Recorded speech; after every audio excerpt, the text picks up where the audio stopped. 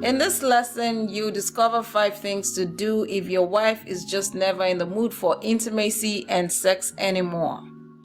The other day, we got this in the email at questions@lolaola.com from Jerry.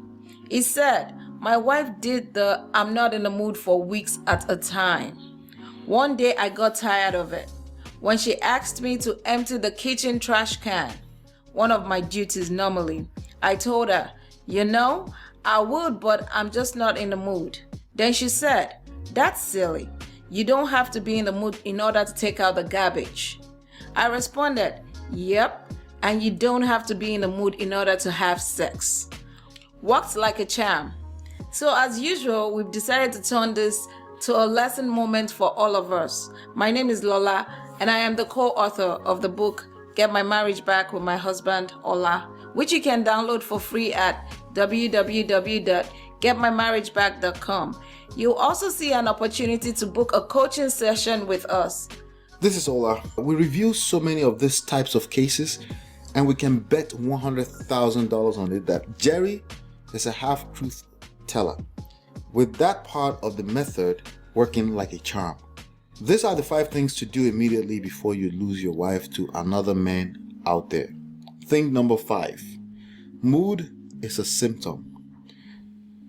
The easiest route to go if your wife has not been in the sexiest mood for weeks in a row is to become a victim.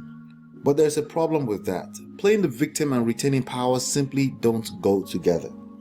If you don't want to be the leader in the marriage, it's absolutely okay to play the victim and throw temper tantrums.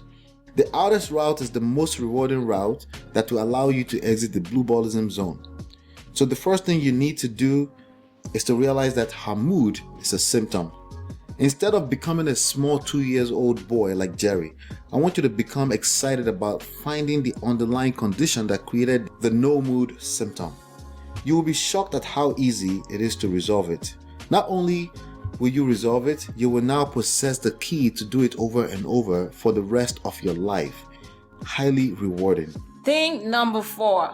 She is wrong, but I want you to reject that approach because it is gonna work against your marriage. Rights and wrongs are irrelevant in romantic relationships because in love and war, all is fair. Think about it.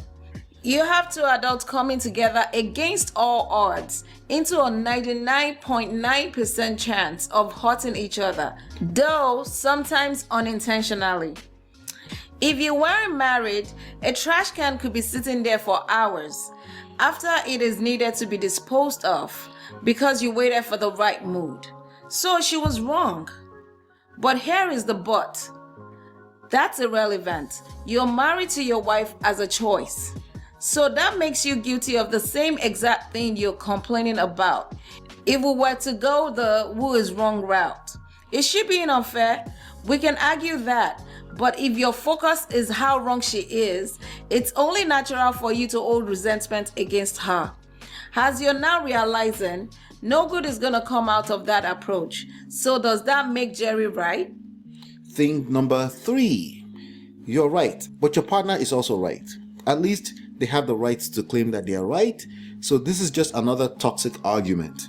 Everything you just learned about being wrong as an approach to judging your partner is also applicable to being right. But this is not a race to be right. This is about your marriage and your wife not being in the mood to make love to you. Actually, it's more so about your inability to get your wife in the mood. I know it comes off as unfair to expect you to make all the effort in bed, but that's not what I'm talking about. And remember that all is fair. What could make a wife come to her husband she wants to make love to and claim, I love you, but I'm not in love with you anymore? Does she really want it or not? Instead of worrying about your wife not being in the mood, I want you to figure out what happened behind the scenes, psychologically, without expecting her to be able to tell you. In the next lesson, you will discover how to reverse I don't love you or I'm not in love with you anymore without being a douchebag like Jerry. For now, here's what I want you to do. Stop trying to compete to be right. That's precisely how to be a loser as a husband. Don't get defensive. These things play out very subtly and it doesn't make you a bad person. So now that we've figured out that this isn't about right and wrongs or black and white. What else can Jerry do to get his wife in the mood? Think number 2. Seed, nurture, harvest. This is a concept used in agriculture that is absolutely applicable in all romantic relationships, especially in a marriage. Within the first 2 years of marriage, everything is exciting and new. That's easy. When your wife starts to tell you she's not in the mood, you have 2 choices. You can take it as an opportunity to engage in highly rewarding work or suck on your thumb around the house like Jerry. I want you to go with the first choice.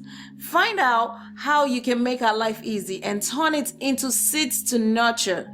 The nurturing has to be consistent and you have to be patient.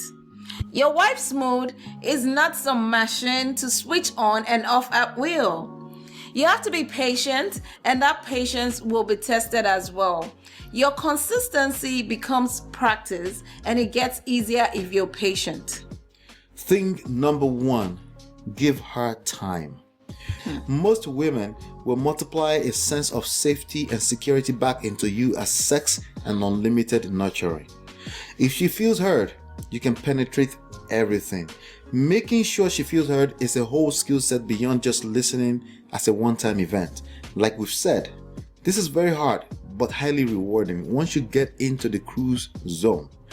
Give her time to capture your effort and spend that time on self-development and improvement. The main lesson: you reap what you sow. It doesn't make it your fault, but it does give you leverage to turn things around. But I agree that it will take humility and a longer-term outlook than you're used to. Check out this video on the screen for more information about that.